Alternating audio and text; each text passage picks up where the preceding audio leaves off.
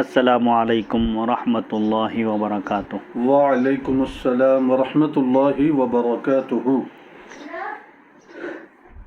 مولانا سید عبدالواسع حسینی بخاری چشتی صاحب کی جانب سے حضرت امام ابو نعیم اصفہانی رحمۃ اللہ علیہ کی ایک جلیل القدر تصنیف دلائل النبوہ کا سلسلہ وار درس جاری و ساری ہے۔ اسی کی ایک نشست کا آج آغاز ہوتا ہے۔ عنوان ہے عرب کا ایک درویش خدا مست ظہور اسلام کی بشارت خوشخبری دیتا رہا، یعنی عرب کے ایک درویش صفت انسان جو اللہ تعالیٰ کی وحدانیت میں گم تھے، مست تھے، انہوں نے اسلام کی آمد کی، نبی آخر الزمان صلی اللہ علیہ وسلم کی تشریف آوری کی، لوگوں کو خوشخبری دیتے رہے۔ نمبر 51 ابن عباس رضی اللہ عنہما سے روایت ہے کہ جب وفد ایاد، عرب کے ایک مشہور قبیلے کا نام ہے ایاد کا وفد نبی کریم صلی اللہ علیہ وسلم کے پاس آیا، حاضر ہوا۔ آپ نے ان سے پوچھا تم میں سے کوئی شخص قس بن ساعدہ ایادی کو جانتا ہے؟ کہنے لگے یا رسول اللہ ہم سب انہیں جانتے ہیں۔ فرمایا ان کا کیا حال ہے؟ وفد نے عرض کیا یا رسول اللہ صلی اللہ علیہ وسلم وہ فوت ہو گئے ہیں، یعنی ان کا انتقال ہو گیا ہے۔ نبی کریم صلی اللہ علیہ وسلم ارشاد فرمانے لگے اللہ قس بن ساعدہ پر رحمتیں نازل کرے، میں انہیں بھلا نہ سکوں گا۔ یوں لگتا ہے، ایسا محسوس ہوتا ہے کہ میں آج بھی انہیں بازار عکاظ، یہ مکے کے قریب ایک بستی ہے جہاں عرب کی مشہور سالانہ منڈی بازار لگا کرتا تھا۔ بڑے بڑے شعراء اور اہل کلام وہاں اپنے فن سخن کا مظاہرہ کیا کرتے تھے۔ بڑے بڑے عرب کے شعراء جہاں جمع ہوتے اور اپنی صلاحیت اور قابلیت کا مظاہرہ کیا کرتے تھے اور داد وصول کرتے تھے۔ بازار عکاظ کے بازار میں دیکھ رہا ہوں، ایسا محسوس ہو رہا ہے کہ وہ بازار عکاظ میں کھڑے ہیں جب وہ ذی القعدہ میں اپنے بادامی رنگ والے اونٹ پر سوار ہو کر آئے اور لوگوں سے نہایت میٹھے کلام کے ساتھ مخاطب ہوئے۔ قس بن ساعدہ ایادی نے لوگوں سے خطاب کرتے ہوئے کہا اے لوگو، آؤ سنو اور یاد رکھو، ہر زندہ مر کر رہا، یعنی جو بھی دنیا میں آیا ہے وہ اس دنیا سے رخصت ہوا، ہر مرنے والا فنا ہو گیا، ہر مرنے والے کو فنا ہے، جو فیصلہ ہو چکا وہ پورا ہو کر رہے گا۔ رات سیاہ ہے، کالی ہے، آسمان برج دار ہے، برجوں والا ہے، سمندر طغیانی میں آتے رہیں گے، یعنی سمندر میں طغیانی آتے رہے گی، ستارے جھلملاتے رہیں گے، بارش ہوتی رہے گی، زمین سبزہ اگاتی رہے گی، مرد و عورت ماں باپ کا روپ دھارتے رہیں گے، یعنی اختیار کرتے رہیں گے، موت و حیات کا سلسلہ جاری رہے گا، روشنی اور سائے کا ساتھ قائم رہے گا، نیکی اور بدی کی جنگ جاری رہے گی، لباس، سواری اور کھانے پینے کی نعمتیں بڑھتی رہیں گی، آسمان اپنی بلندی میں کسی کارساز کی خبر دے رہا ہے۔ یہ جو آسمان ہے اتنی نہایت بلند اور بغیر ستون کے تا حد نگاہ پھیلا ہوا ہے، یہ خود اس بات کی دلیل ہے کہ اس کو کوئی بنانے والا موجود ہے۔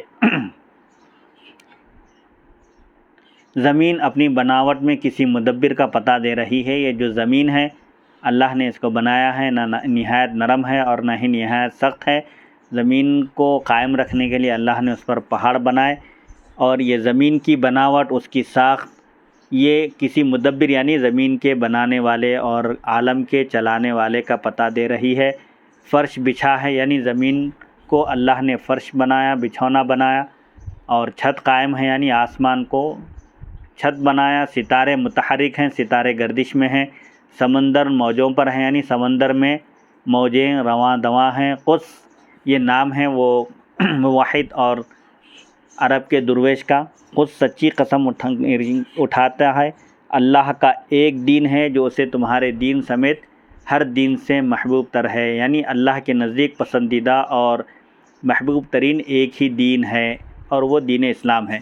کیا بات ہے، میں دیکھتا ہوں کہ جو لوگ چلے جاتے ہیں واپس نہیں آتے، جو دنیا سے رخصت ہو جاتے ہیں پھر وہ واپس نہیں آتے، جہاں گئے وہیں ان کا دل لگ گیا ہے، یا یوں ہی سوتے پڑے ہیں کہ کچھ خبر ہی نہیں۔ یعنی جو لوگ دنیا سے رخصت ہو گئے ہیں اور جس دنیا کی طرف، جس عالم کی طرف وہ چلے گئے ہیں، کیا اس عالم میں ان کا دل لگ گیا ہے کہ ادھر پلٹ کر نہیں آتے ہیں، یا وہاں جا کر خواب غفلت میں پڑے ہیں کہ انہیں کچھ خبر ہی نہیں ہے کہ وہ کس عالم میں ہیں۔ پھر وہ کہنے لگے، خود سچی قسم کھاتا ہے جس میں جھوٹ نہیں، اللہ کو دین زمین پر قائم باقی تمام ادیان سے پیارا ہے، اس کا وقت آ گیا ہے۔ یعنی وہ دین جو زمین پر تا قیامت قائم رہے گا، باقی رہے گا، اور تمام مذاہب سے سب سے زیادہ اللہ کو پسند اور پیارا ہے، وہ دین، اس دین کا ظہور ہونے والا ہے، اس کی دعوت دی جانے والی ہے۔ وہ اس دین کے ظہور کا وقت قریب آ گیا ہے۔ خوش قسمت ہے وہ شخص جو اس کی پیروی کرے گا، جو اس دین کو اختیار کرے گا، اس دین کے احکام پر چلے گا، وہ نہایت خوش قسمت ہے، خوش بخت ہے۔ اور بدبخت ہے وہ جو اس دین کی مخالفت کرے گا، یعنی جو اس دین کو قبول نہیں کرے گا، وہ شقی ہے، بدبخت ہے۔ پھر اس نے یہ شعر کہا، فی الذاہبین الاولین من القرون لنا بصائر، گزشتہ زمانوں میں فنا ہو جانے والے پہلے لوگوں میں ہمارے لیے عبرت کا سامان ہے، غور و فکر کرنے کی بات ہے۔ جو لوگ گزر چکے ہیں ان سے ہم کو عبرت حاصل کرنا چاہیے۔ جو اللہ کی اور اس کے رسول کی مخالفت کرے گا وہ دنیا اور آخرت میں بھی ذلیل اور رسوا ہوگا۔ تو گزشتہ جو لوگ فنا ہو چکے ہیں، دنیا سے رخصت ہو چکے ہیں، انہوں نے ہمارے لیے عبرت کا سامان چھوڑا ہے۔ ہم کو اس سامان سے ان کے انجام میں غور و فکر کر کے عبرت حاصل کرنا چاہیے۔ لما رأیت مواردا للموت لیس لہا مصادر، جب میں دیکھتا ہوں کہ موت وہاں آ دھمکی آ پہنچی جہاں اس کے آنے کا تصور بھی نہیں تھا۔ یعنی موت سے کسی کو مفر نہیں ہے، کوئی موت سے بچ نہیں سکتا، ہر حال میں موت آ کر رہے گی۔ اینما تکونوا یدرککم الموت ولو کنتم فی بروج مشیدہ، سورہ نساء میں اللہ تعالیٰ ارشاد فرماتا ہے، تم جہاں کہیں بھی ہو تم کو موت آئے گی، اگرچہ کہ تم مضبوط اور پائیدار بروج محلوں میں، محلات میں یا کسی محفوظ جگہ بھی تم جا کر پناہ لے لو، تم موت سے بچ نہیں سکتے۔ وَإِذَا رَأَيْتُ قَوْمِي نَحْوَهَا تَمْضِي الْأَصَاغِرُ وَالْأَكَابِرُ لَا يَرْجِعُ الْمَاضِي إِلَيَّ وَلَا مِنَ الْبَاقِينَ غَابِرُ، اور میں دیکھتا ہوں کہ میری قوم کے سب چھوٹے بڑے راہ مرگ پر گامزن ہیں۔ یعنی قص بن ساعدہ ایادی کہتے ہیں، میں دیکھتا ہوں اپنی قوم کے، چاہے وہ چھوٹے ہوں یا بڑے، سب انتقال کر رہے ہیں، موت کا مزہ چکھ رہے ہیں۔ موت سے کسی کو مفر نہیں، چاہے وہ چھوٹے ہوں یا بڑے ہوں، بوڑھے ہوں یا جوان ہوں، مرد ہوں یا عورتیں ہوں۔ کوئی جانے والا میری طرف لوٹ کر نہیں آتا، اور نہ ہی زندہ رہ جانے والوں میں سے کوئی موت سے آزاد رہ سکے گا۔ یعنی جو لوگ دنیا سے رخصت ہو چکے ہیں وہ پلٹ کر آنے والے نہیں ہیں، اور دنیا میں جو لوگ موجود ہیں، باقی ہیں، وہ ایسا نہیں کہ وہ ہمیشہ رہنے والے ہیں۔ اللہ نے بشر میں سے کسی کے لیے ہمیشگی نہیں لکھی، سب کو موت کا مزہ چکھنا ہے اور ایک دن اس دنیا سے رخصت ہونا ہے۔ ایقنت انی لا محالۃ حیث صار القوم صائر، جب میں نے یہ دیکھا کہ لوگ چاہے قوم کے چھوٹے ہوں یا بڑے، اور جہاں موت کا گمان اور تصور تک نہیں کیا جا سکتا، وہاں بھی موت آ دبوچتی ہے، انسان کو موت آتی ہے، انسان دنیا سے رخصت ہو جاتا ہے، اور جو چلا جاتا ہے وہ پھر واپس پلٹ کر نہیں آتا۔ تو اس سے مجھے یقین ہو گیا کہ یقیناً میرا بھی وہی حشر ہونے والا ہے جو دوسروں کا ہو چکا ہے۔ یعنی مجھے بھی اس دنیا سے رخصت ہونا ہے، مرنا ہے، اور پھر مرنے کے بعد دوبارہ اٹھایا جانا ہے۔ اس کے بعد نبی کریم صلی اللہ علیہ وسلم نے فرمایا، اللہ قص بن ساعدہ پر رحمت نازل فرمائے۔ مجھے امید ہے کہ روز قیامت کے دن ہمارا اور ان کا دین ایک ہوگا۔ قص بن ساعدہ بھی حضور پاک علیہ الصلوۃ والسلام کی بعثت سے پہلے، آپ کے اعلان نبوت سے پہلے، آپ کے انتظار میں تھے۔ نبی آخر الزمان صلی اللہ علیہ وسلم کی تشریف آوری کی خبر دیتے تھے لوگوں کو، اور موحد تھے، دین ابراہیمی پر وہ قائم تھے۔ اسی لیے حضور صلی اللہ علیہ وسلم نے ان کے حق میں رحمت کی دعا فرمائی اور کہا اور فرمایا کہ مجھے یقین ہے، امید ہے کہ قیامت کے دن ان کا اور ہمارا دین ایک ہی ہوگا، یعنی وہ موحد ہوں گے، دین ابراہیمی پر ہوں گے۔ محمد بن احمد بن حسن کی روایت میں ہے کہ حضور صلی اللہ علیہ وسلم کا یہ ارشاد سن کر ایک شخص جلدی میں اٹھا اور عرض کرنے لگا، یا رسول اللہ صلی اللہ علیہ وسلم، ایک دن ہم کھیل کود میں شامل تھے کہ اتنے میں قص بن ساعدہ پہاڑ پر سے اتر کر ہمارے پاس وادی میں آ گئے۔ انہوں نے کپڑے کا ایک پلہ بطور تہبند باندھ رکھا تھا، یعنی کپڑے کا ایک ٹکڑا، ایک حصہ لنگی کے طور پر، تہبند کے طور پر باندھ رکھا تھا، اور دوسرا بطور چادر کندھے پر ڈالا ہوا تھا۔ یہ جیسے احرام باندھا جاتا ہے ایسی حالت میں قص بن ساعدہ تھے۔ پہاڑ سے اتر کر آئے، سب لوگ بچے کھیل رہے تھے، وہاں تشریف لائے، ہاتھ میں موٹا سا ڈنڈا پکڑے، ایک چشمے کے پاس آ کر کھڑے ہو گئے۔ پانی کا ایک چشمہ تھا، وہاں آ کر کھڑے ہو گئے، ان کے ہاتھ میں عصا تھا، اور کہنے لگے، یعنی وہاں آ کر خطاب کرنے لگے، لوگوں کو اپنی طرف متوجہ کیے اور فرمایا، رب سماوات کی قسم، آسمانوں کے پروردگار کی قسم، قوی جانور ضعیف جانوروں سے پہلے پانی نہیں پئیں گے۔ جو طاقتور جانور ہیں وہ کمزور جانوروں سے پہلے پانی نہیں پئیں گے، کمزوروں کا پہلے حق ہے۔ تو اس خدا کی قسم جس نے آپ کو سچا رسول بنایا، میں نے خود دیکھا کہ طاقتور پرندے اور جانور پیچھے ہٹ گئے اور کمزور جانوروں نے آگے بڑھ کر پانی پینا شروع کر دیا۔ جب وہ پانی پی کر جا چکے تو میں پہاڑ کے ایک دہانے سے اتر کر ان کے پاس آ گیا تو کیا دیکھتا ہوں کہ وہ 2 قبروں کے درمیان نماز پڑھ رہے ہیں۔ کون؟ قص بن ساعدہ ایادی۔ میں نے کہا، تمہاری صبح اچھی ہو، یعنی اللہ تم کو خوش و خرم رکھے، صبح میں بھی تم کو اپنے امن و امان میں رکھے۔ یہ کون سی نماز ہے جس سے اہل عرب نا آشنا ہیں؟ آپ 2 قبروں کے درمیان بیٹھ کر نماز جو ادا کر رہے ہیں، یہ کون سی نماز ہے جو عرب کو نہیں معلوم؟ تو کہنے لگے قص بن ساعدہ، میں نے اسے آسمان کے رب کے لیے پڑھا ہے، یعنی اللہ تعالیٰ کے لیے میں نے نماز پڑھی ہے۔ میں نے کہا، لات و عزیٰ کے سوا بھی کوئی آسمان کا رب ہے؟ یہ عرب کے 2 بتوں کے نام ہیں، لات اور عزیٰ، جس کی وہ پوجا کیا کرتے تھے، پرستش کیا کرتے تھے۔ تو یہ جو راوی بیان کرتے ہیں کہ میں نے پوچھا، کیا لات و عزیٰ کے علاوہ بھی کوئی آسمان کا رب ہے؟ اس نے کچھ خاموشی اختیار کی، پھر کہا، اے ایادی بھائی، یعنی قبیلہ ایاد سے اس شخص کا تعلق تھا، کہا، اے قبیلہ ایاد کے میرے بھائی، میری بات یاد رکھو، آسمان کا رب بڑی عظمت والا ہے۔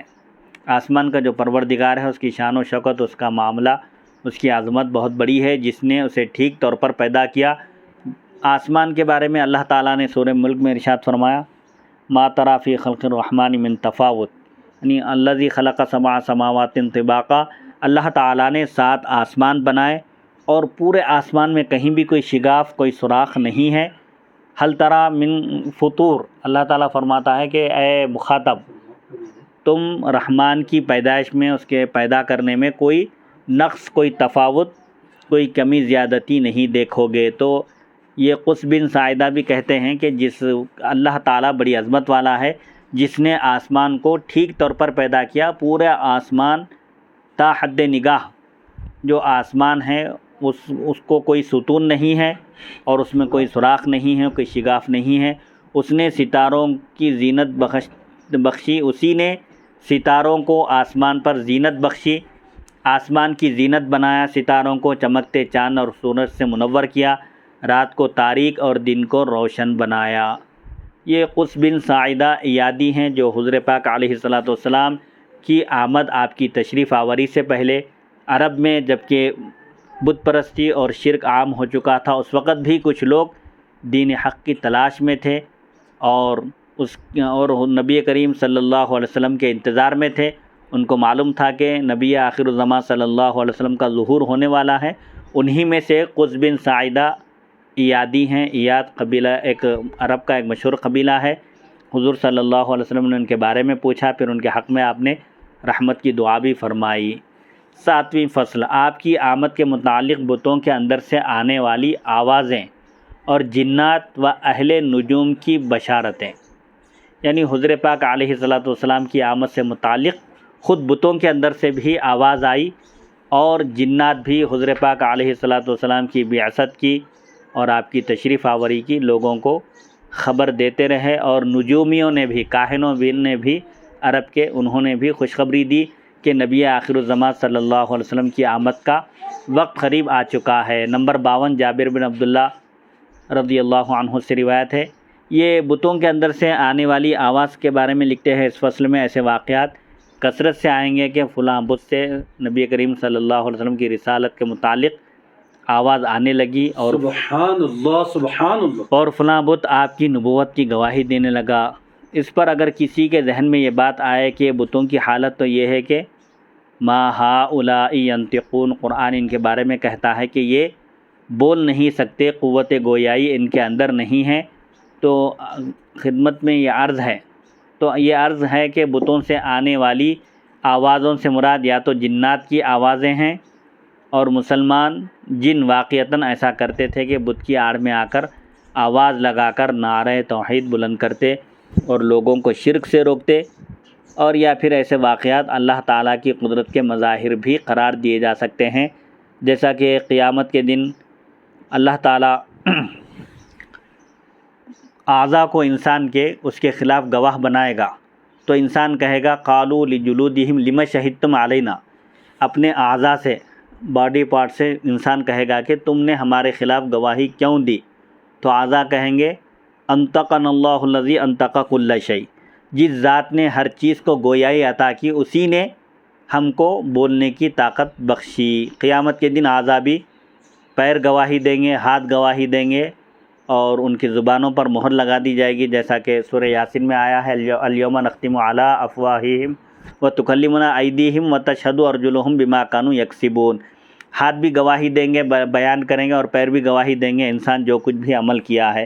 تو اللہ تعالیٰ کی قدرت سے یہ بعید نہیں ہے کہ وہ بتوں کے اندر بھی جان ڈال دے اور ان کو قوت گویائی عطا کرے. سبحان اللہ. اللہ تعالیٰ چاہے تو پتھر بھی گفتگو کر سکتے ہیں، جیسا کہ استوانہ حنانہ، ایک مسجد نبوی میں ایک ستون تھا، حضور پاک علیہ الصلوۃ والسلام جس ستون کو ٹیکا لگا کر آپ خطبہ ارشاد فرمایا کرتے تھے، صحابہ کرام نے آپ کی سہولت کی خاطر لکڑی کا ایک ممبر تیار کیا، اور وہ ممبر جب لا کر رکھا آپ صلی اللہ علیہ وسلم نے، استوانہ حنانہ کو چھوڑ کر ممبر پر آپ تشریف فرما ہوئے اور وہاں سے آپ خطبہ دینے لگے، تو صحابہ نے اس استوانہ سے، اس ستون سے رونے کی آواز سنی. احادیث میں صراحت کے ساتھ آیا ہے کہ اس استوانہ سے، اس ستون سے، اس پلر سے رونے کی آواز آنے لگی، تو حضور صلی اللہ علیہ وسلم اس پلر کے قریب تشریف لے گئے اور اس پر اپنا دست مبارک رکھا، تو جب اس کو سکون حاصل ہوا اور اس کے رونے کی آواز بند ہوئی. تو استوانہ حنانہ وہ بھی ایک پتھر ہے، وہ حضور پاک علیہ الصلوۃ والسلام کے فراق میں جب رو سکتا ہے، فراق میں یعنی جدائی میں. اسی طرح کافر کی مٹھی میں کنکر کریمہ پڑھ سکتے ہیں، اور پہاڑوں سے صلاۃ و سلام کی آوازیں آ سکتی ہیں، تو بت بھی مدحت رسول میں نغمہ سرا ہو سکتے ہیں، جیسا کہ مسلم شریف، یعنی بت بھی حضور پاک علیہ الصلوۃ والسلام کی تعریف اور توصیف بیان کر سکتے ہیں اور آپ کی نعت شریف پڑھ سکتے ہیں، جیسا کہ حضور پاک علیہ الصلوۃ والسلام نے فرمایا. صحیح مسلم میں ایک روایت ہے، آپ فرماتے ہیں کہ میں اس پتھر کو، یا غالباً درخت کا ذکر ہے، اس کو اچھی طرح جانتا ہوں جو مجھ کو سلام، جو میری خدمت میں سلام عرض کرتا تھا اعلان نبوت سے پہلے بھی. یعنی درخت بھی جہاں حضور صلی اللہ علیہ وسلم تشریف لے جاتے جھک جاتے اور آداب بجا لاتے، احترام کیا کرتے تھے. بہرحال یہ بتوں کے اندر سے اگر آواز آئے تو کوئی تعجب کی بات نہیں ہے. نمبر 52 جابر بن عبداللہ رضی اللہ عنہ سے روایت ہے کہ مدینہ طیبہ میں نبی کریم صلی اللہ علیہ وسلم کی بعثت مبارکہ کے متعلق سب سے پہلی اطلاع یہ تھی کہ ایک مدنی عورت کے پاس جن حاضر ہوا کرتا تھا، مدینہ کی رہنے والی خاتون کے پاس جن حاضر ہوا کرتا تھا. ایک دن وہ جن سفید پرندے کی شکل میں آیا اور ان کی منڈیر پر بیٹھ گیا. وہ کہنے لگی آج نیچے اتر کر کوئی خبر وغیرہ کیوں نہیں دیتے؟ حسب سابق، جیسے ہمیشہ تمہارا معمول ہے، آ کر تم کوئی بات پہنچاتے ہو، خبر دیتے ہو، آج کیا بات ہے اس طرح خاموش بیٹھ گئے ہو، کوئی خبر نہیں دیتے؟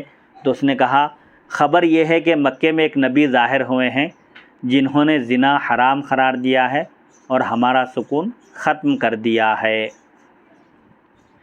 نمبر 53 حمزہ سے روایت ہے، جنات کی خبر دینے کی ایک مثال ہے. نمبر 53 حمزہ سے روایت ہے، کہتے ہیں مدینہ طیبہ میں ایک عورت کے پاس جن آیا کرتا تھا اور اس سے بات کیا کرتا تھا اور لوگ اس کی آواز سنا کرتے تھے. ایک مرتبہ وہ کچھ عرصے تک نہ آیا، پھر ایک دن ان کی دیوار کے سوراخ میں سے نمودار ہوا. وہ عورت اسے دیکھتے ہی بولی اے ابو لوزان، یہ اس کی کنیت ہے، تم سوراخ میں سے نہیں آیا کرتے تھے، کیا بات ہے؟ ہمیشہ جیسے آتے تھے آج عادت کے خلاف تم سوراخ میں سے نمودار ہوئے ہو، کیا بات ہے؟ کہنے لگا مکے میں ایک نبی ظاہر ہوئے ہیں، میں ان کی بات سن کر آ رہا ہوں جو زنا کو حرام کہتے ہیں۔ والسلام، یعنی جنات بھی حضور پاک علیہ السلام کی آمد کی، آپ کی تشریف آوری کی لوگوں کو اطلاع اور خبر دیا کرتے تھے۔ نمبر 54، عثمان بن عفان رضی اللہ عنہ سے روایت ہے کہ نبی کریم صلی اللہ علیہ وسلم کی بعثت سے پہلے ایک مرتبہ ہم قافلے کے ساتھ ملک شام گئے۔ وہاں ایک کاہنہ عورت رہتی تھی جو غیب کی خبر دیا کرتی تھی۔ ہم اس کے پاس بھی گئے۔ وہ کہنے لگی میرا ساتھی جن آیا تھا مگر دروازے پر کھڑا ہو گیا۔ میں نے کہا اندر نہیں آتے؟ اندر کیوں نہیں آتے؟ کیا بات ہے دروازے پر کھڑے ہو؟ کہنے لگا اب کوئی راستہ نہیں، احمد ظاہر ہو گئے ہیں صلی اللہ علیہ وسلم۔ حضور صلی اللہ علیہ وسلم کا ایک نام نامی اسم گرامی احمد بھی ہے، اب کام برداشت سے باہر ہو گیا ہے۔ حضور پاک علیہ السلام کی آمد اور آپ کی تشریف آوری سے پہلے تک جنات آسمان پر پہنچتے اور وہاں سے جو فرشتوں کو جو احکام دیے جاتے، جو خبریں دی جاتی، اس میں سے کچھ چرا لیتے تھے وہ لوگ، اور وہ آ کر دنیا میں کاہنوں کو بتایا کرتے تھے۔ حضور پاک علیہ السلام کی آمد کے بعد ان کا داخلہ آسمان پر بند کر دیا گیا۔ حضرت عثمان فرماتے ہیں جب میں واپس مکہ مکرمہ میں آیا تو نبی کریم صلی اللہ علیہ وسلم نبوت کا اعلان فرما چکے تھے اور لوگوں کو اللہ کی طرف بلا رہے تھے۔ نمبر 55، یہ جنات کے خبر دینے کے واقعات ہیں۔ سفیان حضلی سے روایت ہے کہ ہم ملک شام گئے، زرقاء اور حقان دو جگہ ہیں، یہ دو مقامات کے نام ہیں۔ زرقاء اور حقان کے درمیان ہم نے رات میں آرام کرنے کے لیے قیام کیا، پڑاؤ ڈالا۔ اتنے میں کسی شاہ سوار کی گرجدار آواز فضائے بسیط میں گونجی، یعنی کوئی شہ سوار گھوڑے پر سوار ہے جس کی گرجدار آواز فضا میں گونج اٹھی۔ آواز کیا تھی؟ اے سونے والو اٹھو، یہ سونے کا وقت نہیں ہے، احمد صلی اللہ علیہ وسلم نے نبوت کا اعلان کر دیا ہے اور جنوں کو بھگا دیا گیا ہے۔ ہم یہ آواز سن کر ڈر گئے، حالانکہ ہم سب ساتھی طاقتور تھے، بہادر تھے۔ ہم سب نے یہ آواز سنی تھی جب ہم اپنے وطن واپس آئے تو باتیں ہو رہی تھی کہ بنی عبد المطلب سے مکے میں ایک نبی ظاہر ہوئے ہیں، ان کا نام احمد صلی اللہ علیہ وسلم ہے، مگر قریش ان سے اختلاف کر رہے ہیں، ان کی بات نہیں مان رہے ہیں۔ گستاخ جن اور وفادار جن۔ نمبر 56، ابن عباس رضی اللہ عنہما سے روایت ہے کہ ایک مرتبہ جبل ابو قبیس مکہ مکرمہ میں حرم شریف کے ساتھ ہی ایک پہاڑ ہے، جبل ابو قبیس پر کسی جن نے یہ آواز دی، قبح اللہ رأی کعب بن فہر ما ارق العقول والاحلام دینها انها يعنف فيها دین آبائها الحمات الکرام۔ اللہ تعالیٰ کعب بن فہر کی رائے کو برا کرے، کتنی کمزور عقل ہے، اور خواب اس کے دین کی خوب تذلیل کرتے ہیں، حالانکہ یہ ان کے باپ دادا کا دین ہے جو اپنے دین کے حامی اور برگزیدہ لوگ تھے۔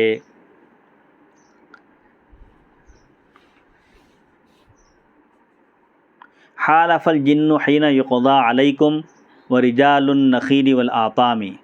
کعب بن فہر یہ حضور پاک علیہ السلام کے سلسلے نسب میں اوپر ایک جد ہیں، انہوں نے لوگوں کو آگاہ کیا تھا، نبی کریم صلی اللہ علیہ وسلم کی آمد کی اطلاع دی تھی اور کچھ اشعار میں اس کو بیان بھی کیا تھا۔ وہ شعر ہے، حالف الجن حین یقضى علیکم ورجال النخیل والاطام۔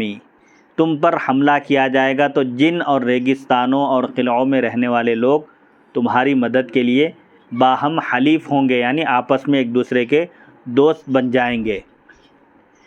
یوشک الخیل ان تراہا تہادا تقتل القوم فی بلاد التہام۔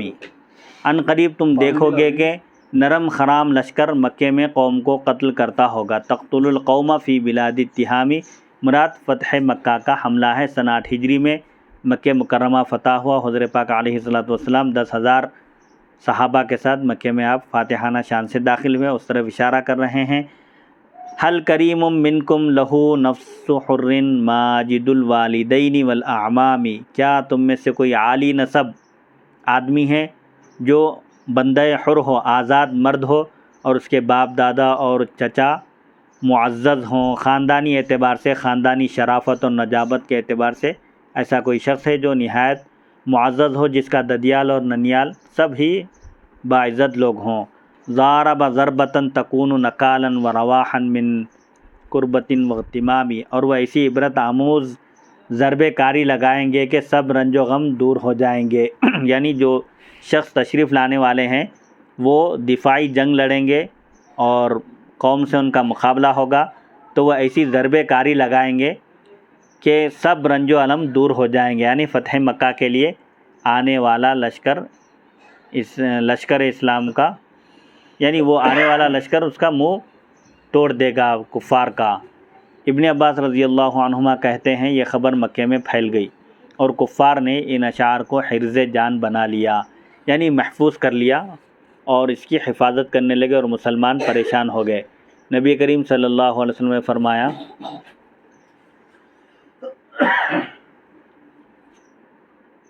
یہ ایک شیطان ہے اور بتوں کے اندر سے بول کر لوگوں کو گمراہ کرتا ہے، اللہ اسے ذلیل کرے گا۔ کہتے ہیں ابھی 3 دن بھی گزرنے نہ پائے تھے کہ اسی پہاڑ سے آواز آ رہی تھی۔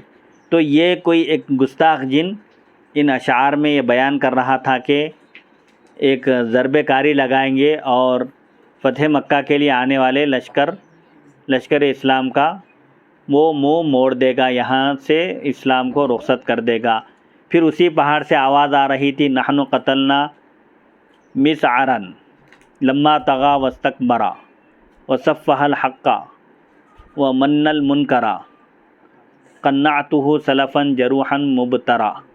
یہ جو گستاخ جن پہاڑ کے اندر سے بول رہا تھا کہ مسلمانوں کا لشکر شکست اٹھائے گا اور اسلام رخصت ہو جائے گا اور مسلمان ترقی نہیں کر سکیں گے، پنپنے ہم مسلمانوں کو نہیں دیں گے، جب یہ اشعار مکے میں پھیل گئے، لوگوں کے کانوں تک پہنچے، تو کفار نے ان اشعار کو یاد کر لیا اور ان کی ہمت بن گئی، حوصلہ آ گیا ان کے اندر، مسلمان فکر مند ہو گئے کہ کوئی اسلام کو مٹانے کی کوشش میں لگا ہوا ہے۔ پھر نبی کریم صلی اللہ علیہ وسلم کی خدمت میں جب اپنا معروضہ رکھا مسلمانوں نے، تو آپ نے فرمایا کہ ایک مسعر نامی ایک شیطان ہے اور بتوں کے اندر سے بول کر لوگوں کو گمراہ کر رہا ہے اور ان کے نفسیات سے کھیل رہا ہے، اللہ اسے ذلیل کر دے گا۔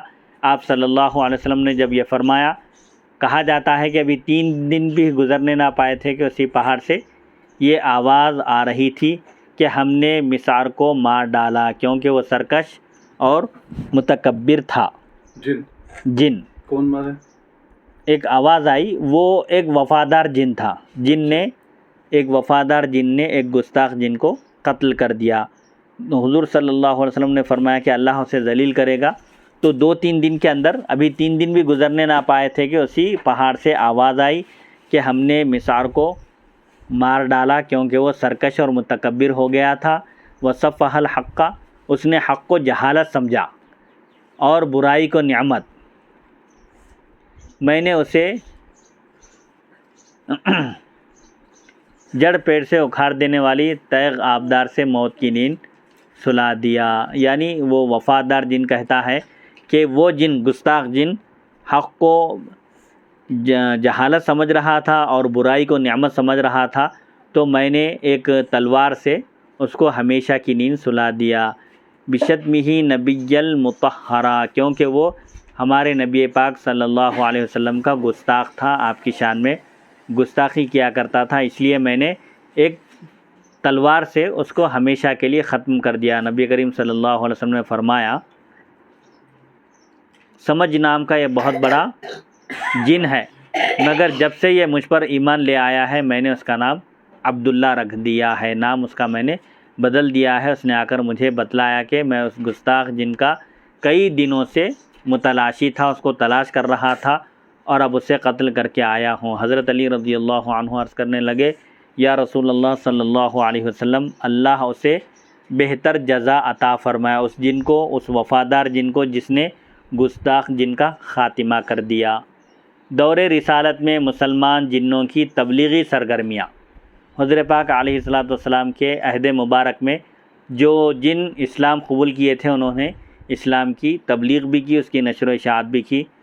نمبر 57 حضرت ابو ہریرہ رضی اللہ عنہ سے روایت ہے کہ خریم بن فاتق نے عمر فاروق رضی اللہ عنہ سے کہا، میں آپ کو اپنے اسلام لانے کا واقعہ نہ بتاؤں؟ میں اپنے کچھ جانوروں کے پیچھے لگا ہوا تھا۔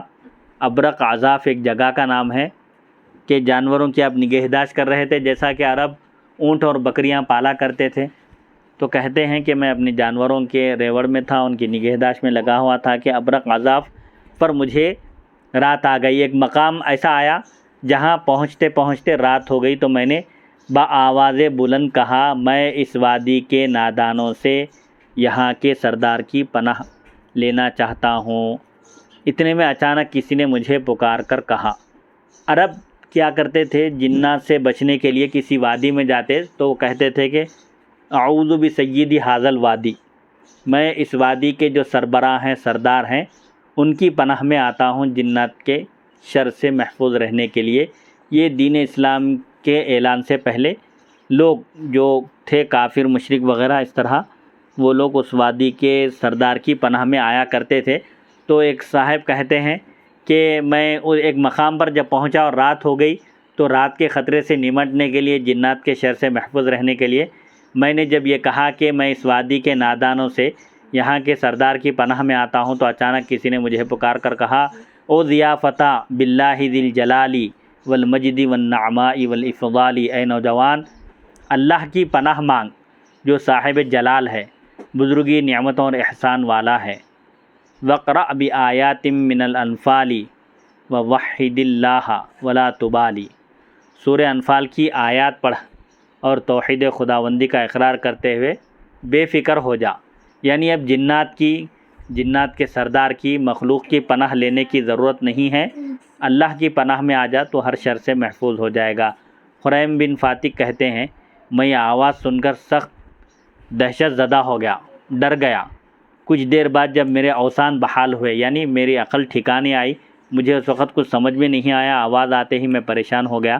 پھر جب میں مطمئن ہوا، بے فکر ہو گیا، اوسان میرے بحال ہو گئے، تو میں نے بھی شعر میں جواب دیا، یا ایھا الہاتف ما تقول ارشد عندک ام تضلیل، اے غیب سے آواز دینے والے، تو کیا کہتا ہے؟ کیا تیرے پاس ہدایت ہے یا گمراہی؟ تو ہمیشہ ہدایت یافتہ رہے، مجھے بتلا یہ چیخ و پکار کیوں ہے؟ غیب کی آواز نے جواب دیا، اب تک ایسا نہیں ہوتا تھا، اس وادی کے سردار کی پناہ لیتے تو وہ مطمئن ہو جاتے تھے، لیکن جب یہ غیب سے آواز آئی تو انہوں نے بھی، چونکہ عرب کو اشعار میں کمال حاصل تھا، فی البدیہہ وہ اشعار کہنے کی صلاحیت رکھتے تھے، انہوں نے شعر کا جواب شعر سے ہی دیا۔ پھر غیب کی آواز نے جواب دیا، غیب سے جو آواز آئی تھی پھر وہیں سے آواز آئی، یہ رسول اللہ صلی اللہ علیہ وسلم صاحب خیرات ہیں، لوگوں کو بھلائیوں اور نجات کی طرف بلاتے ہیں۔ یأمر بالصوم والصلاۃ ویضع الناس عن الحنات، اور روزے اور نماز کا حکم دیتے ہیں اور لوگوں کو اعمال میں سستی کرنے سے روکتے ہیں۔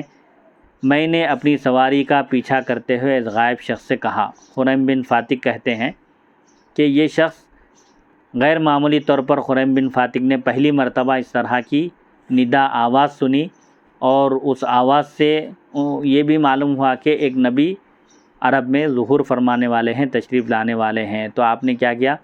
سواری کا پیچھا کرتے ہوئے غائب شخص سے کہا، ارشدنی رشدن بہا ہدیتا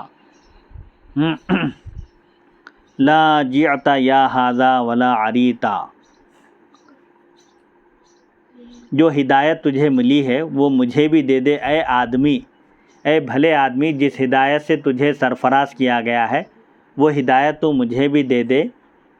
اللہ تجھے کبھی نہ بھوکا رکھے اور نہ ہی غم زدہ، ولا حزینہ، لا جعت یا ھذا ولا حزینہ، ولا صحبت صاحبا مقیتا، لا یسوین الخیر ان سوینا، اور نہ تمہیں برا ساتھی ملے بلکہ ایسا ساتھی ملے جو تم اگر بھلائی کو دفن بھی کر دو تو وہ ایسا نہ کرے، تم زیادتی بھی کرو تو وہ تمہارے ساتھ احسان کرے، اچھا سلوک کرے۔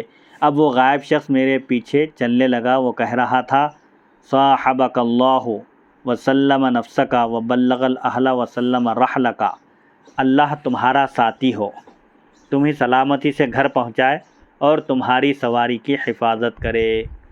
آمن بہی افلح ربی حقک وانصر نبیا عز ربی نصرک، اللہ پر ایمان لے آؤ۔ وہ غیب سے جو ندا آ رہی تھی، خریم بن فاتق کو جو ندا دی گئی تھی، وہ ندا سے آواز سے یہ بھی آواز آئی، اللہ پر ایمان لے آؤ، وہ تمہارے حق کی نگہبانی کرے گا اور نبی کریم صلی اللہ علیہ وسلم کے غلام بن جاؤ، اللہ تمہاری خوب مدد کرے گا۔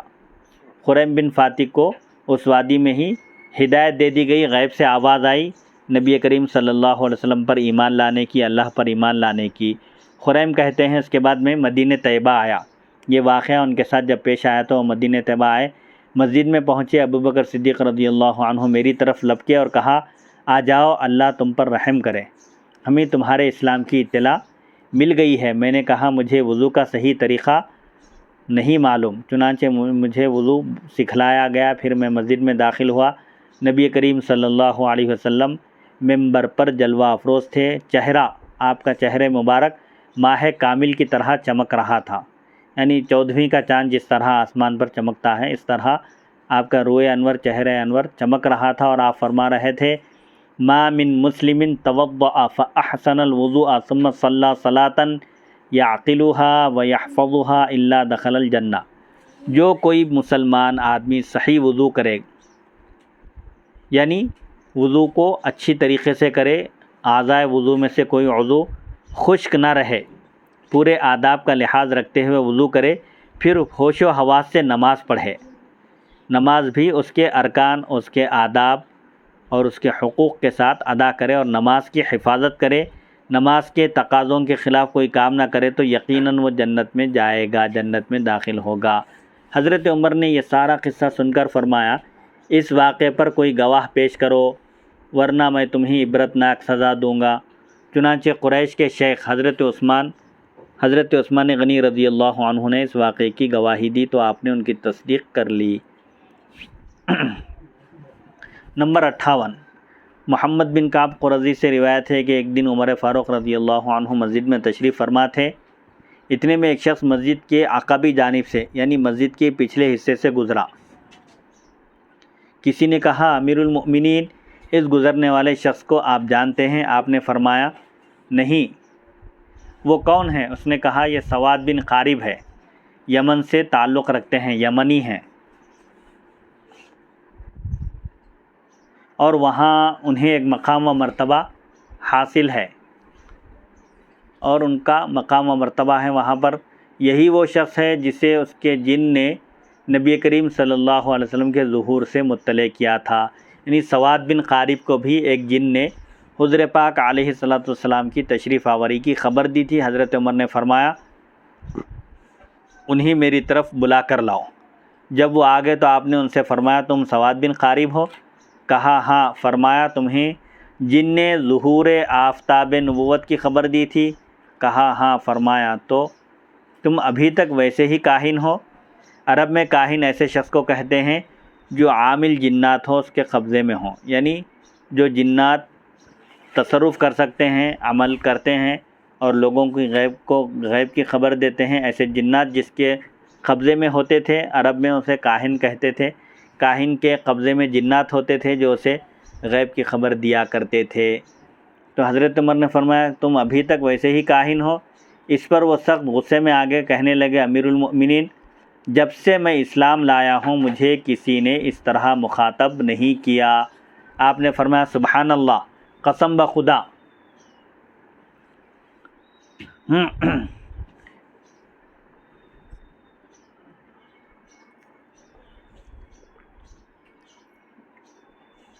قسم بخدا ہم تو شرک کرنے کی وجہ سے تم سے بھی گئے گزرے تھے، تاہم اب تم بتلاؤ وہ جن تمہارے پاس نبی کریم صلی اللہ علیہ وسلم کے متعلق کیا خوشخبری لایا تھا؟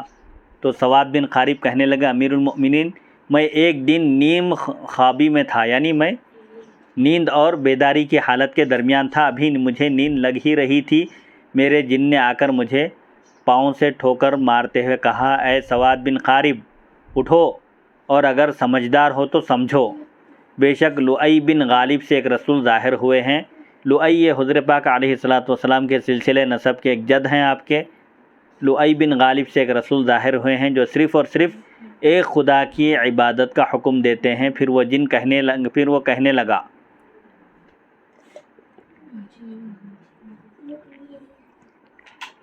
مجھے جنوں پر تعجب ہے کہ ایک گم گشتہ چیز کی تلاش میں اونٹوں پر کجاوے کس رہے ہیں۔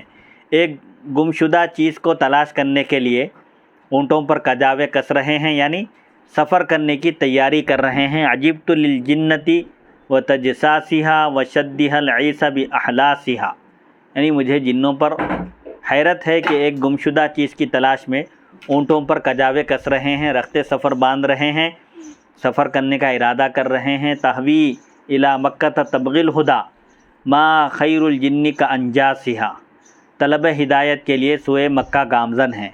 ہدایت کی تلاش میں جن مکے کی طرف جا رہے ہیں، مکے کی جانب رواں دواں ہیں۔ اچھے جن پلیدوں جیسے نہیں ہو سکتے۔ جو اچھے جن ہیں ان کا مرتبہ الگ ہے، جو پلید ہیں، خراب ہے، وہ اچھے جنوں کی طرح نہیں ہو سکتے۔ فرحل الی الصفوۃ من ہاشم واسمو بعینیک الی رأسها، تو تم بھی بنو ہاشم کے پاک سیرت رسول کی طرف سفر کرو اور اپنی آنکھوں سے ان کے سر کی طرف بلندی چاہو۔ یعنی ایک جن نے سواد بن قارب رضی اللہ عنہ کو ہدایت کی، ان کو خبر دی کہ لؤی بن غالب میں ایک نبی تشریف لا چکے ہیں، لوگ گمشدہ چیز کی تلاش میں سفر کر رہے ہیں، تم بھی دیر مت کرو، سمجھ سکتے ہو بات کو تو سمجھو اور فوراً مدینے کی طرف سفر کر کے اس نبی پر ایمان لاؤ۔ سواد بن قارب کہتے ہیں، میں نے یہ سن کر سر نہ اٹھایا کیونکہ اب بیداری اور نیند کی حالت کے درمیان تھے، اور کہا، جاؤ سونے دو، مجھے سونے دو، میں نے رات اونگتے ہوئے گزاری ہے۔ دوسری رات پھر اس نے مجھے اپنے پیر سے ٹھوکر مار کر جگا دیا اور کہا، سواد، میں نے تجھ سے کہا نہیں کہ اگر تم عقل مند ہو تو ہوش سے کام لو، سمجھداری سے کام لو۔ لؤی بن غالب میں اللہ کے رسول مبعوث ہو چکے ہیں، تشریف لا چکے ہیں، اللہ اور اس کی عبادت کی دعوت دیتے ہیں۔ پھر وہ جن یہ کہنے لگا، عجبت للجن وتطلابها وشدها العیس باقطابها، مجھے جنوں کی اس جستجو پر، اس تلاش پر تعجب ہے کہ وہ اونٹوں پر کجاوے کس رہے ہیں، رخت سفر باندھ رہے ہیں، سفر کی تیاری کر رہے ہیں۔ تحوی الی مکہ تبغی الہدی ما صادق الجن کذابها، تلاش ہدایت میں، ہدایت کو تلاش کرنے میں مکے کو جا رہے ہیں۔ سچے جن جھوٹوں جیسے نہیں ہو سکتے، سچے جن جھوٹے جنوں کی طرح نہیں ہو سکتے۔ فرحل الی الصفوۃ من ہاشم لیس قداما کانیابها، بنو ہاشم کے پاک رسول کی طرف تم سفر کرو اے سواد، اس امت کے پہلے لوگ پچھلے جیسے نہیں، یعنی جو لوگ گزر چکے ہیں، سابقہ امتوں کا مرتبہ امت محمدیہ کے برابر نہیں ہے۔ سواد بن قارب کہتے ہیں، مگر میں نے سر نہ اٹھایا اور سوتا رہا۔ 2 رات 2 شب اسی طرح میرے ساتھ معاملہ ہوا۔ تیسری رات حسب سابق پہلی 2 راتوں کی طرح پھر اس جن نے مجھے اپنے پیر سے ٹھوکر مار کر بیدار کیا اور کہا، اے سواد، کچھ ہوش سے کام لو، عقل سے کام لو، لؤی بن غالب کی اولاد میں سے اللہ کے رسول ظاہر ہو چکے ہیں جو دعوت حق دیتے ہیں۔ پھر ساتھ ہی اس جن نے یہ شعر پڑھا، عجبت للجن و اخبارها وشدها العیس باقوارها، مجھے جنوں کی اس باخبری پر تعجب ہے۔ جنوں کو معلوم ہے کہ نبی آخر الزمان صلی اللہ علیہ وسلم تشریف لانے والے ہیں، یہ معلوم ہے، وہ اونٹوں پر پالان باندھ رہے ہیں۔ اونٹ پر سوار ہونے سے پہلے اونٹ پر کچھ چادر وغیرہ بچھائی جاتی تھی اور سامان سفر رکھنے کے لیے جو تیاری ہوتی تھی، عام طور پر اس طرح وہ لوگ سفر کی تیاری کر رہے ہیں اونٹوں پر پالان بچھا کر۔ تحوی الی مکہ تبغی الہدی ما مؤمن الجن ککفارها، ان کا مقصد کیا ہے؟ رخت سفر باندھنے کا، سفر کرنے کا، مکے کی طرف ہدایت کی تلاش میں جا رہے ہیں، ہدایت حاصل کرنے کے لیے مکے کا سفر کر رہے ہیں۔ مومن جن کافروں کی طرح نہیں ہے، جو جن حضور صلی اللہ علیہ وسلم پر ایمان لا چکے ہیں، آپ کی رسالت اور نبوت کی تصدیق کر چکے ہیں، اللہ کو ایک مان چکے ہیں، وہ اور جو اللہ کو ایک نہیں مانتے، وہ دونوں برابر نہیں ہو سکتے۔ فرحل جن کہتا ہے سواد بن قارب سے، فرحل الی الصفوۃ من ہاشم بین روابیہا و احجارہا، تو تم بنو ہاشم کی پاکیزہ شخصیت کا قصد کرو، ان کی طرف سفر کرو جو ٹیلوں اور پتھروں سے گھری ہوئی آبادی میں رہتے ہیں، یعنی مکہ مکرمہ مراد ہے۔ مکہ مکرمہ میں جو نبی تشریف لا چکے ہیں اور نبوت کا اعلان فرما چکے ہیں، تم فوراً ان کے پاس جاؤ اور ان پر ایمان لاؤ۔ سواد بن قارب کہتے ہیں 3 رات تک آپ نے یہی خواب دیکھا، آپ کو ایک جن ہدایت دے رہا تھا اور نبی کریم صلی اللہ علیہ وسلم کی خدمت میں حاضر ہونے کی ترغیب دے رہا تھا، تو اب میرے دل میں اسلام کی طرف میلان پیدا ہوا، یعنی میرے دل میں خیال آیا کہ اسلام لانا چاہیے۔ صبح ہوتے ہی میں نے رخت سفر باندھا، یعنی سفر کی تیاری کی اور سوئے مکے کی طرف چل دیا، مگر راستے ہی میں مجھے اطلاع مل گئی کہ نبی کریم صلی اللہ علیہ وسلم مدینہ طیبہ کی طرف ہجرت کر گئے ہیں۔ میں مدینہ آیا، جب معلوم ہوا کہ حضور صلی اللہ علیہ وسلم مکہ چھوڑ کر مدینہ منورہ تشریف لے جا چکے ہیں، تو میں مدینہ آیا، نبی کریم صلی اللہ علیہ وسلم کے بارے میں پوچھا تو معلوم ہوا کہ آپ مسجد میں تشریف فرما ہیں۔ میں مسجد پہنچا، مسجد کے باہر سواری اونٹ باندھ کر میں خدمت اقدس میں حاضر ہوا۔ آپ کے پاس لوگ، آپ کے اطراف لوگ بیٹھے ہوئے تھے۔ میں نے عرض کیا، یا رسول اللہ صلی اللہ علیہ وسلم میری بات سنیں۔ ابو بکر صدیق رضی اللہ عنہ کہنے لگے، قریب ہو جاؤ۔ یوں ابو بکر صدیق رضی اللہ عنہ نے مجھے آپ صلی اللہ علیہ وسلم کے سامنے لا کر بٹھایا۔ آپ نے فرمایا، بتلاؤ تمہارے جن نے تمہیں کیا خبر دی ہے؟ میں نے کہا، اتانی جنی بعد ہدء و رقدۃ فلم اکو قد بلوت بکاذبی ثلاث لیال قولہ کل لیلۃ اتاک رسول من لؤی بن غالب فشمرت من ذیل الازار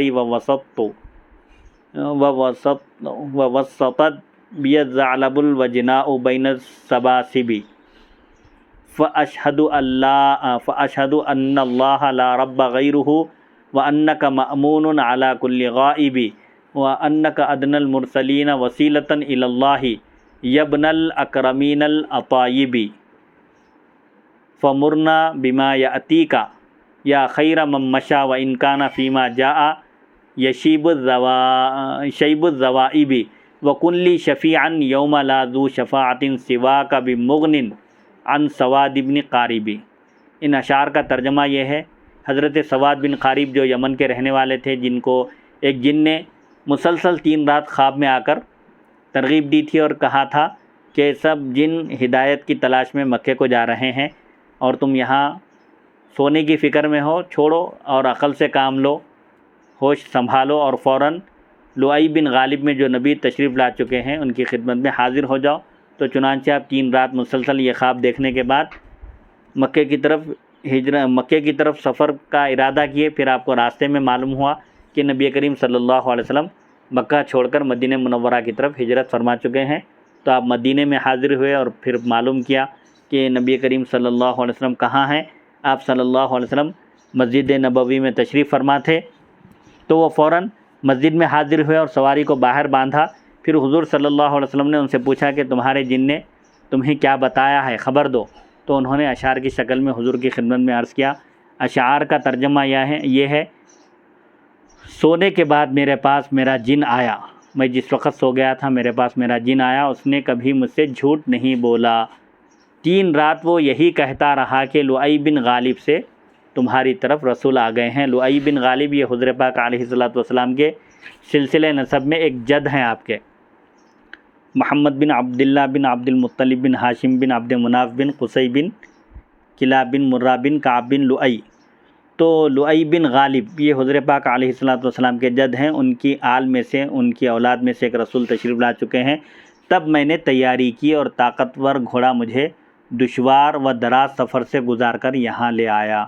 فوراً 3 رات میں جب خواب دیکھا تو آپ صلی اللہ علیہ وسلم کی خدمت میں حاضر ہوا، اور سفر کے لیے بھی میں نے زیادہ وقت نہیں گنوایا، بلکہ ایک اچھا طاقتور اور مضبوط گھوڑا لے کر میں دور دراز کے سفر پر نکل گیا، میں گواہی دیتا ہوں کہ اللہ کے سوا کوئی عبادت کے لائق نہیں، کوئی رب نہیں، اور آپ غائب چیز یعنی جنت، دوزخ، حشر و نشر وغیرہ پر امین اور صادق ہیں۔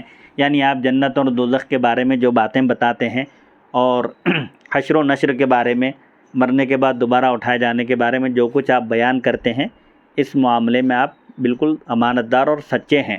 بارگاہ الہی میں آپ کا وسیلہ سب رسولوں سے زیادہ مقبول ہے۔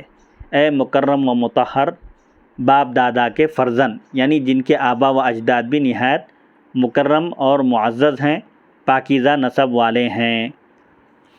اے خیر الخلائق، اپنی وحی کے ساتھ ہمیں حکم فرمائیے، ہم اس پر عمل کریں گے، خواہ اس کی دشواری سے جوان بوڑھے ہو جائیں۔ یعنی احکام شریعت پر اگر عمل کرنا دشوار بھی ہو، جن پر عمل کرنے سے لوگ مشقت میں، مشکل میں بھی پڑ سکتے ہیں، تو تب بھی کوئی فکر کی بات نہیں ہے، آپ بیان کیجئے، ہم عمل کریں گے۔ اور جس دن آپ کے سوا کوئی شفاعت نہیں کرے گا، آپ اس دن میرے شفیع بن جائیں اور سواد بن خارب کو بچا لیں۔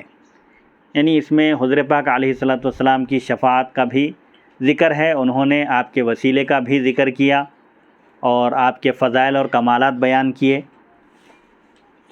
اور حضور پاک علیہ الصلوۃ والسلام سے انہوں نے شفاعت کی سفارش بھی کی کہ آپ ایک ایسے دن میری سفارش فرمائیے جس دن آپ کے سوا سواد بن خارب کا کوئی سفارشی نہیں ہوگا، یعنی قیامت کے دن آپ میری اللہ کی بارگاہ میں شفاعت بھی فرمائیے۔ یہ سن کر نبی کریم صلی اللہ علیہ وسلم اور آپ کے صحابہ کرام اس قدر مسرور ہوئے، خوش ہوئے کہ خوشی چہروں سے جھلکنے لگی۔ حضرت عمر رضی اللہ عنہ نے اٹھ کر مجھے گلے سے لگا لیا اور کہا، میں یہ قصہ تم سے پھر سننا چاہتا ہوں۔ یہ قصہ اس قدر دلچسپ ہے اور خوشی کا باعث ہے کہ میں اس قصے کو بار بار سننا چاہتا ہوں۔